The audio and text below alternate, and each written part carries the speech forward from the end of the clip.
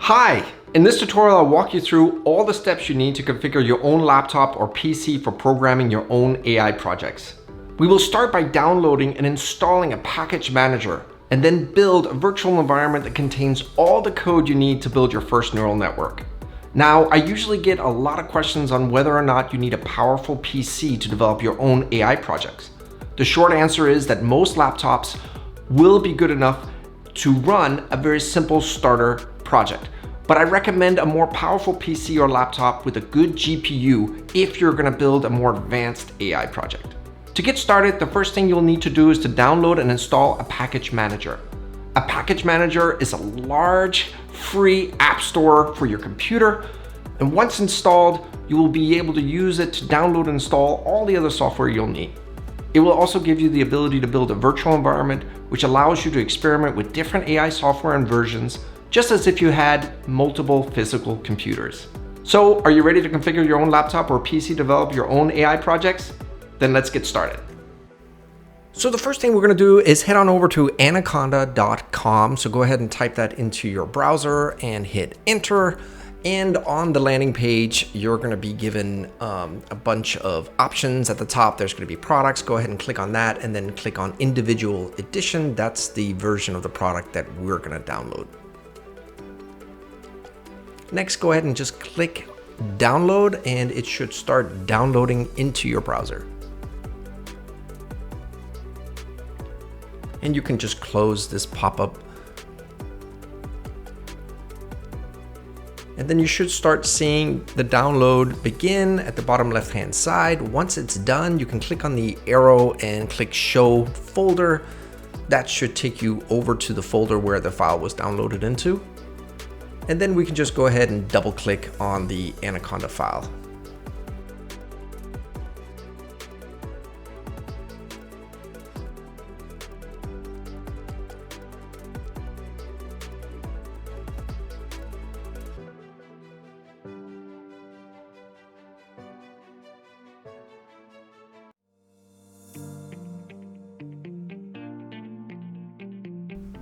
So just go ahead and click next, and I agree, and then click just me recommended. And I usually use this directory and then also the advanced options as the defaults, and then go ahead and install. Now the time to install could take a little while.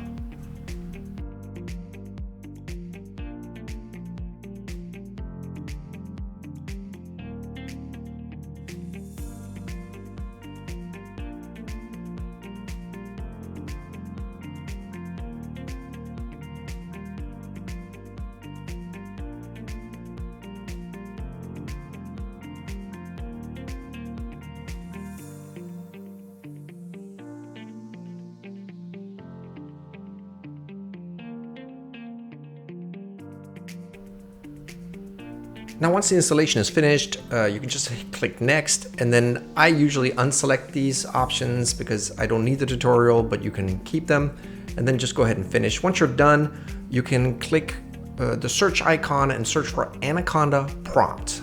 So that's the program that will open up the interface to the package manager, and now we can basically start using the package manager to download our code. So the first thing we're going to do is create an environment. You can say conda create-n, call it Python 3, and then specify the version of Python, which is Python equals 3. This will create a new virtual environment called Python 3 on your desktop. Now you'll see a bunch of libraries and a question whether you should proceed. So just go ahead and hit Y. And then you will start seeing all the different libraries getting installed. And there's usually a preparing, verifying, and executing transaction. Once all these complete, the environment has been built. So the next thing we're going to do is activate the environment. And we do that by saying conda activate Python 3 in this case. And now you'll see that it says Python 3 here at the prompt. That means that we're now in the Python 3 virtual environment. Now next, go ahead and install PyTorch. I just copy and paste the entire command so I don't have to type it out and then paste it into the window here. This will install PyTorch as well as also some of PyTorch's supporting libraries like Torch Vision and the CUDA library, which will help us speed up some of the neural network processing if we have a GPU.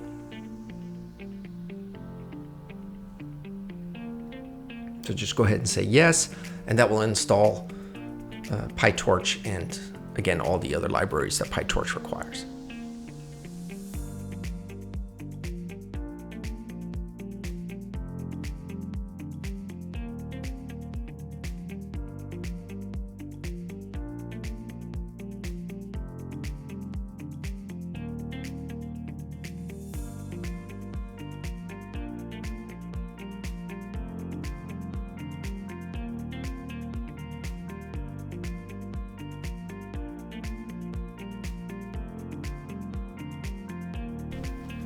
So as the last step, we're just going to install a few additional packages. One is matplotlib, which will give us some visualization abilities, Jupyter, which is going to be our Jupyter Notebook, where we'll do all our coding, and then Git is a great library that allows us to interface with GitHub and download our sample code. Now, once this installation completes, your laptop or desktop is pretty much ready for developing your own AI projects. So typically what I do is I create a directory like my code, and then inside my code, we can go ahead and download the sample project. The way we do that is say git clone, and then you can just paste the URL into the command directly.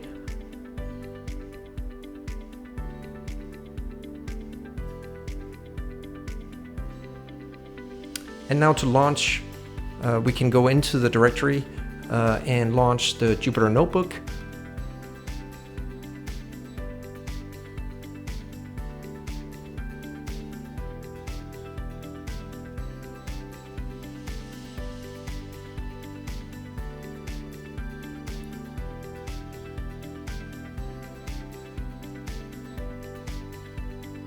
And from here, you're given different file options that are in the current directory. So go ahead and click on the first neural network solution.